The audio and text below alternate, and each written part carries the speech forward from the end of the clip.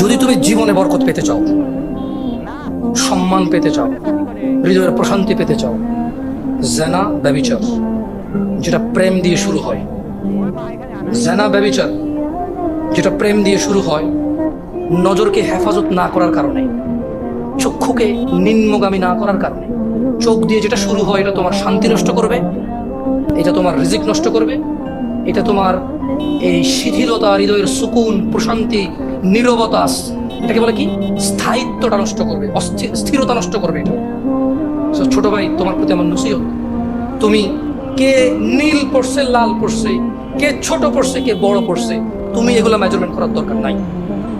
তুমি নিচে নজর রাখো, হাঁটো, তোমার এটা জানার দরকার নাই আজকে তোমার সামনে দিয়ে কয়টা মেয়ে কি করে গেছে তুমি দেখোই নেই।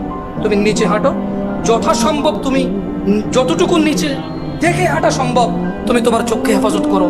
লজ্জাস্থান হেফাজত হবে, লজ্জাস্থান হেফাজত হলে তোমার হৃদয়ের প্রশান্তি নষ্ট হবে না ইনশাআল্লাহ।